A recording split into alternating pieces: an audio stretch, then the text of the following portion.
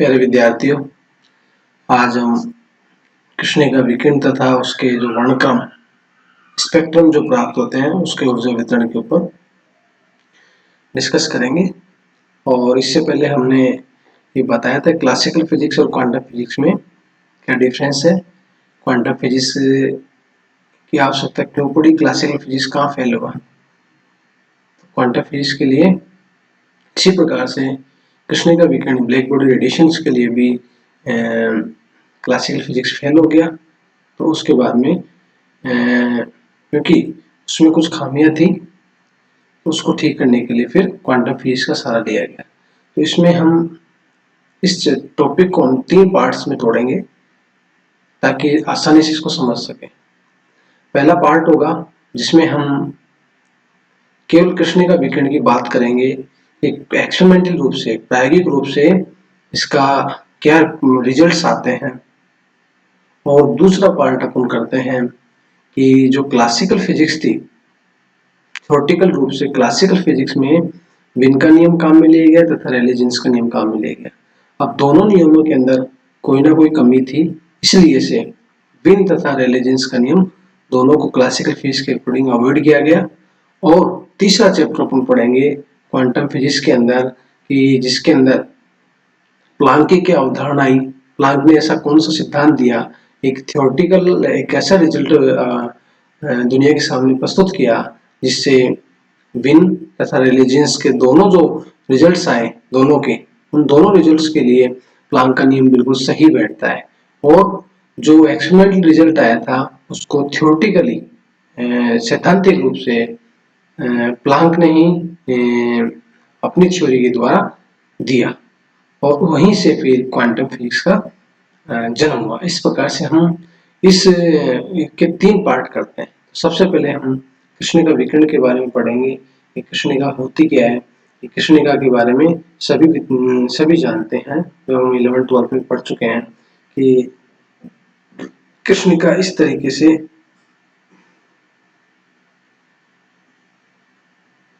से होती है जिसमें ये जो इसके एक छिद्र होता है, इसके अंदर की दीवारें काली की हुई होती है। और इसके अंदर क्या होता है कि जब किरण इसके अंदर जाती है तो इसके अंदर ऊर्जा का उत्सर्जन और अवशोषण इसकी दीवारों के द्वारा ही हो जाता है। और इस छिद्र के द्वारा एक छिद्र के द्वारा भी विकिरण उत्सर्जित होती है। तो एक आदर्श कृष्णिका का मतलब है कि जिसके ऊपर जितनी भी हम रेडिएशन डालें उनको सारे की सारी भी अवशोषित कर जाए, उसे हम क्या कहते हैं, आदर्श कृष्णिका कहते हैं। तो इस डायग्राम फर्स्ट के अनुसार एक क्वार्टर जिसका ताप टेम्परेचर को क्या कर दिया, फिक्स कर दिया, इसके अंदर की दीवारें काली की होती है, इसमें एक छोटा सा छिद्र होता है जो कृष्णिका की भांति व्यवहार करता है। एक छोटा सा छिद्र अपन ने बी कर दिया, ब्लैक बॉडी रेडिएशन ये है, इसके अंदर की दीवारें काली की होती है, इसको एक नियर टेम्परेचर टी पे अपन ने इसको फिक्स कर दिया। और इसके अंदर की क्वार्टर के अंदर एक छिद्र से लैम्डा टेंड्स टू 0 से लेके लैम्डा टेंड्स टू इंफिनिटी तरंग दैर्ध्य की तरंगे उत्सर्जित होती रहती है। इसे कृष्णिका विकिरण कहते हैं। मतलब इसकी जो तरंग दैर्ध्य जो होगी, तरंग दैर्ध्य की जो रेंज होगी वो क्या होगी, लैम्डा 0 से लेके लैम्डा इंफिनिटी तक की होती है। तो सबसे पहले कृष्णिका का विकिरण का जो प्रायोगिक सत्यापन है सन 1899 में लूमर तथा प्रिंगसाइम ने किया था कि जो एक्सपेरिमेंट जो रिजल्ट प्राप्त हुए कि जो चित्र 1 के अनुसार मेरे पास जो ब्लैक बॉडी रेडिएशन मैंने लिया कि जो ये ब्लैक बॉडी जो ली मैंने, इसमें विकिरण आएगी और उसका अवशोषण होने के बाद में इस छिद्र के द्वारा जो कुछ निकलती है विकिरण, उनका हमने एक स्पेक्ट्रम लेने की कोशिश की। तो ये किसने किया, सबसे पहले प्रायोगिक रूप से लूमर तथा प्रिंगसाइम ने किया था। और हमें इस प्रकार का परिणाम प्राप्त होता है चित्र 2 के अनुसार।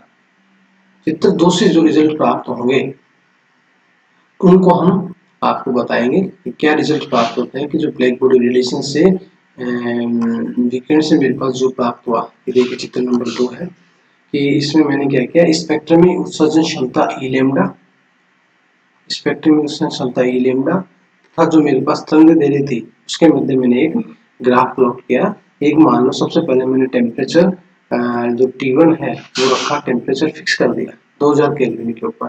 2000 केल्विन के ऊपर मैंने फिक्स कर दिया, तो मैं देखूंगा कि पहले लैम्डा का मान बढ़ रहा है, वैसे वैसे ई लैम्डा का मान बढ़ रहा है। और यहाँ T1 टेम्परेचर 2000 केल्विन के ऊपर ई लैम्डा का मान फिक्स हो गया, अधिकतम हो गया। और अधिकतम होने के बाद में इसके मैं सामने देखूं तो ये मेरे पास लैम्डा m1 प्राप्त होता है। मैक्सिमम जो मेरे पास तरंग प्राप्त हुई वो क्या हुई, लैम्डा m प्राप्त हुई। और इस पॉइंट के बाद ई लैम्डा का मान क्या होगा, स्पेक्ट्रम क्षमता का मान धीरे धीरे डिक्रीज होता चला जाएगा।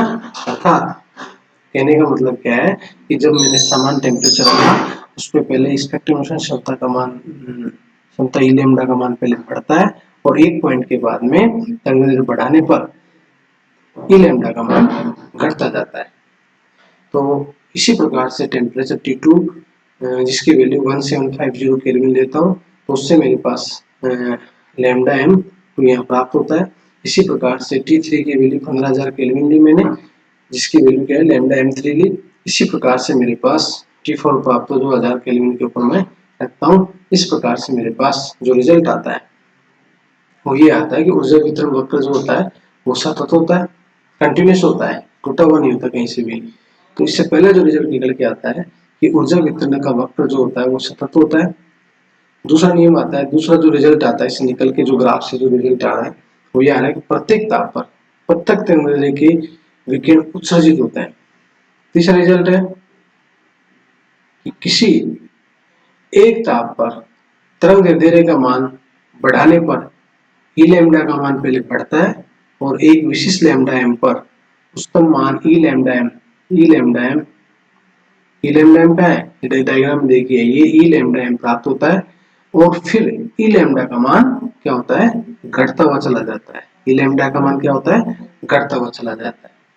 अब 4 नंबर, ई लैम्डा की संगत लैम्डा के मान के ताप में वृद्धि के साथ साथ लघु तरंग दैर्ध्य की ओर विस्थापित होता है, और लैम्डा एम का मान कृष्णिका के परम ताप T के व्युत्क्रमानुपाती होता है। कहने का मतलब है, इस डायग्राम के अनुसार देखो मैं कि ई लैम्डा एम की संगत लैम्डा एम का मान ताप के साथ तरंग दैर्ध्य के ओर विस्थापित होता है, और लैम्डा एम का परम ताप के व्युत्क्रमानुपाती होता है। परम ताप के क्या हो गया, व्युत्क्रमानुपाती। तो लैम्डा एम प्रोपोर्शनल 1/T, अर्थात lambda is equal to b upon lambda m is equal to b upon t प्राप्त हो गया। ये lambda m t is equal to b नियतांक प्राप्त हो गया। तो इससे बिन के नियम का सत्यापन भी होता है।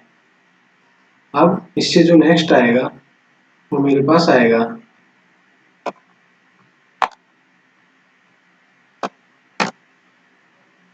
B का जो नियतांक प्राप्त होता है 2.898 इंटू 10 की पावर माइनस 3 मीटर केल्विन। इसे विस्थापन का नियम भी कहते हैं। 5 नंबर का जो रिजल्ट इसमें प्राप्त होता है कि लैम्डा एम पर ई लैम्डा ए का मान परम ताप के पंचम घात T की पावर 5 के अनुक्रमानुपाती होता है, अर्थात E lambda M proportional to T की पावर 5। और इसी ताप पर नेक्स्ट जो पॉइंट प्राप्त होता है मेरे को कि किसी ताप पर कृष्णिका के ऊर्जा वितरण वक्र तथा तरंग x के मध्य क्षेत्रफल उसकी कुल उत्सर्जन क्षमता E के बराबर होता है, तथा यह कृष्णिका के परम ताप के चतुर्थ के अनुक्रमानुपाती होता है, अर्थात E proportional to 0 to infinity E lambda d lambda equal to where E is equal to sigma t की power 4, E is equal to sigma t की पावर 4 प्राप्त होती है। और जहाँ पे सिग्मा क्या है, स्टीफन नियतांक है, जिसकी वैल्यू 5.67 10 की पावर माइनस 8 वोल्ट मीटर पर मीटर स्क्वायर के की पावर 4 होती है। ये मेरे पास जो रिजल्ट आता है वो ये शो कर रहा है कि जो ब्लैक बॉडी रेडिएशन का एक्सपेरिमेंट रिजल्ट आता है, एक्सपेरिमेंटल जो रिजल्ट आता है उसके बारे में मैं बता रहा हूँ कि इससे मेरे पास इस तरीके के परिणाम प्राप्त होते हैं, परिणाम प्राप्त होते हैं। तो इससे सबसे पहले मैं ल्यूमर तथा प्रिंगसाइम ने ये बताया। और यही चीजें जो स्पेक्ट्रम मोशन क्षमता जो मेरे पास ई लैम्डा लैम्डा लैम्डा के मध्य जो ग्राफ प्लॉट किया है, इसका रिजल्ट मैं थ्योरेटिकली देखना चाहता हूँ कि थ्योरेटिकली भी क्या इसी प्रकार से, सैद्धांतिक रूप से भी क्या इसी प्रकार से परिणाम प्राप्त होते हैं। तो इस आज के इस टॉपिक के अंदर केवल हम ये देखेंगे कि ब्लैक बॉडी रेडिएशंस है, कृष्णिका विकिरण है। कृष्णिका विकिरण के अंदर की दीवारें काली की हुई होती हैं और इसके अंदर जब विकिरण जब अंदर आता है तो उसका ऊष्मा का उत्सर्जन और अवशोषण होता है और इस छिद्र के द्वारा जब बाहर निकलती है उसके मध्य मैंने ग्राफ प्लॉट करके देखा कि लैम्डा और लैम्डा के मध्य मेरे पास ये 4-5 परिणाम प्राप्त होते हैं और जिसका रिजल्ट ये प्राप्त होता है। अब मैं देखना चाहता हूँ कि ल्यूमर था फ्रैंकसन ने जो रिजल्ट दिया वो बिल्कुल सही है क्या। इसको सही करने के लिए मैंने क्या किया, क्लासिकल फिजिक्स के अकॉर्डिंग इसको सोल्व करने की कोशिश की। तो दूसरा चैप्टर है उसमें हम पढ़ेंगे कि क्लासिकल फिजिक्स के अकॉर्डिंग जो दिया गया विन का नियम क्या आता है, रेले तथा जीन्स ने क्या नियम दिया। अब विन तथा रेले जीन्स के अंदर कुछ खामियां थी, उसको ठीक किया किसने, प्लांक ने। तो हम सेकंड चैप्टर में इसके बारे में पढ़ेंगे। तो मेरा जो सेकंड पार्ट होगा उसके बारे में मैं स्टडी करूंगा।